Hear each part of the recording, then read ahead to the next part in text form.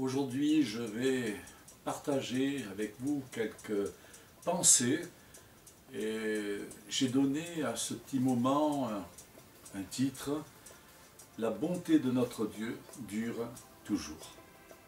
Alors comme la dernière vidéo, je vais commencer par une petite histoire que plusieurs doivent connaître, mais je trouve que cette histoire est belle et Dieu se révèle comme il entend. Il se révèle au cœur simple qui le cherche et ce petit récit authentique en donne une nouvelle preuve. Alors je raconte cette histoire. Un jour, un responsable disait au concierge de son église « Je suis tracassé par le fait que chaque jour à midi, depuis des semaines, un pauvre vieux entre dans l'église, il va vers le chœur et reste là que quelques minutes et repart. Cela me paraît bizarre et je m'inquiète, sachant qu'il y a dans l'église des objets de valeur et j'aimerais que vous le questionniez. » Alors le concierge accosta donc cet homme un jour et lui demanda « Dites donc, qu'est-ce que vous faites tous les jours à midi? Vous venez à l'église, que faites-vous » Alors le vieillard lui répond tranquillement « Je vais prier. » Allons donc, vous ne restez pas assez longtemps, pour cela vous allez simplement jusqu'au devant et vous repartez. C'est exact, répondit notre homme. Mais voyez-vous, je ne sais pas faire de longues prières, alors je viens chaque jour à midi et je dis simplement « Jésus, c'est Simon ». Puis j'attends une minute et je m'en retourne. C'est une petite prière, certes, mais je crois et je sens que Jésus m'entend. Puis après,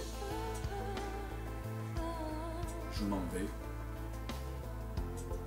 Peu après, le vieux Simon fut renversé par un camion, on le transporta à l'hôpital et il a dû rester à l'hôpital assez longtemps, ayant la jambe cassée. La salle où l'on l'avait mis donnait depuis longtemps beaucoup de peine à l'infirmière de service.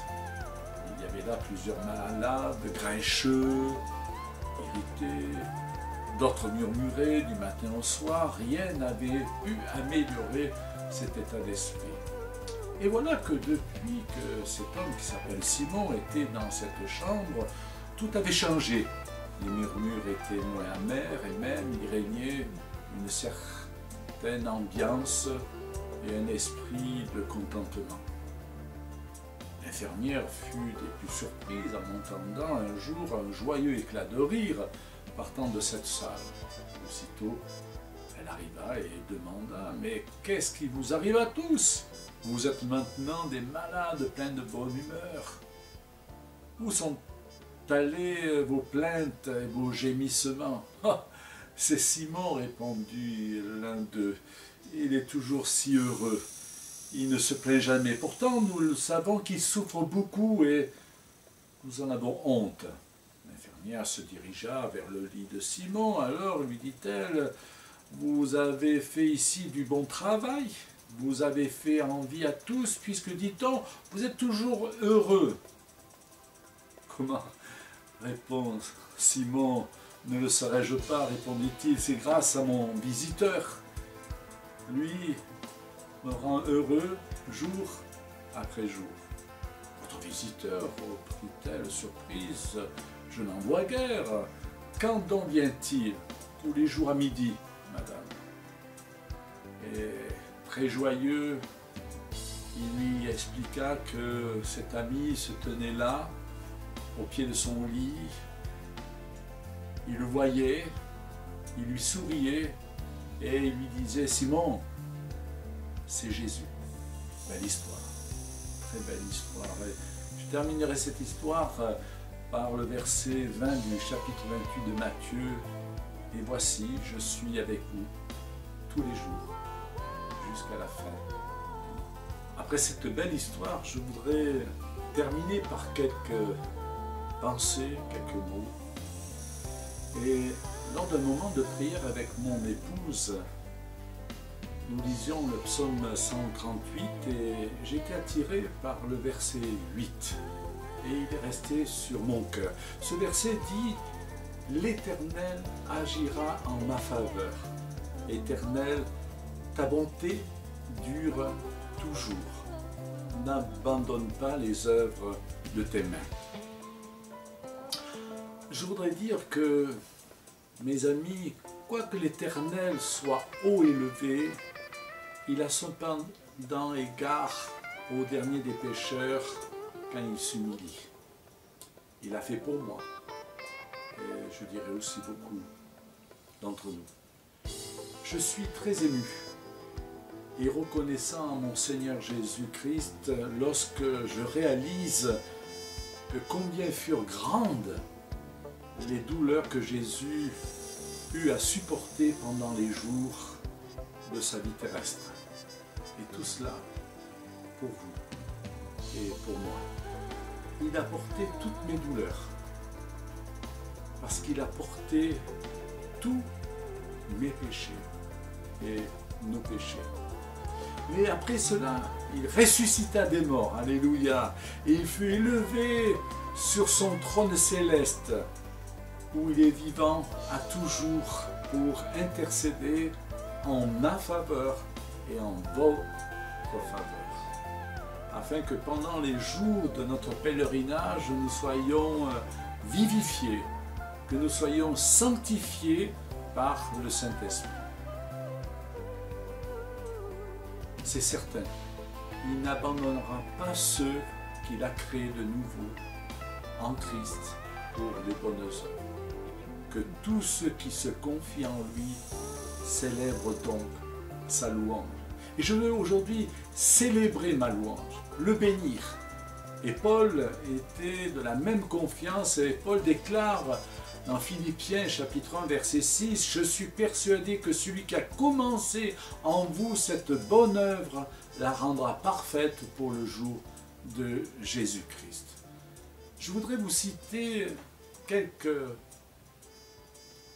lignes d'un poète anglais, anglican, qui s'appelait Auguste Toplady.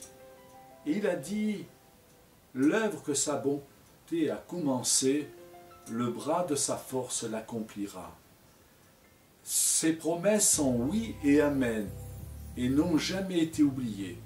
Ni les choses futures, ni les présentes, ni celles d'en bas, ni celles d'en haut, ne peuvent contrecarrer son dessein, ni priver notre âme de son amour. » Alors, mes amis, les consolations divines sont suffisantes pour nous faire revivre, même au milieu des afflictions sous le poids desquelles il semble que nous soyons près de périr, de tomber. Si Dieu a une main à étendre contre ses ennemis, c'est la parole de Dieu qui nous le dit, il a aussi une autre toujours prête à libérer, délivrer son peuple. L'Éternel, nous dit la parole, achèvera ce qui nous est le plus nécessaire, et nul ne connaît nos besoins mieux que notre Dieu. Nous nous tourmentons pour 1000 choses qui ne nous concernent pas, mais Dieu sait quelles sont pour nous les plus importantes. Matthieu chapitre 6 verset 32 nous dit « Votre Père céleste sait que vous en avez besoin ». Mes amis, le psalmiste fonde sa confiance sur que la bonté de Dieu dure à toujours. La bonté de Dieu dure à toujours. L'espérance que nous avons de persévérer dans la foi doit être fondée non sur nos propres forces, car elles ne sont rien, mais sur la bonté de Dieu qui ne nous fera jamais défaut. Cette confiance, bien loin de nous endormir, est propre à nous exciter à la prière. Alors aujourd'hui, prions, intercédons, restons dans le calme et la confiance. Tout le bien qu'il peut y avoir en nous est l'œuvre de Dieu. Oui, son amour inébranlable subsiste à jamais. Pourtant, David prie, et nous devons prier aussi. N'abandonne pas les œuvres de tes mains. En fait, il ne le peut pas, ni le veut nous abandonner. Que Dieu vous bénisse en cette journée, que Dieu vous encourage. Nous allons prier maintenant.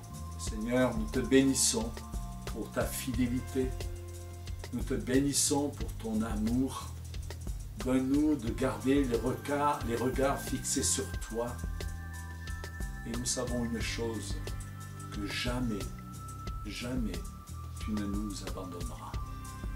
À toi la gloire, à toi la louange, pour les siècles des siècles. Amen. Que Dieu vous bénisse.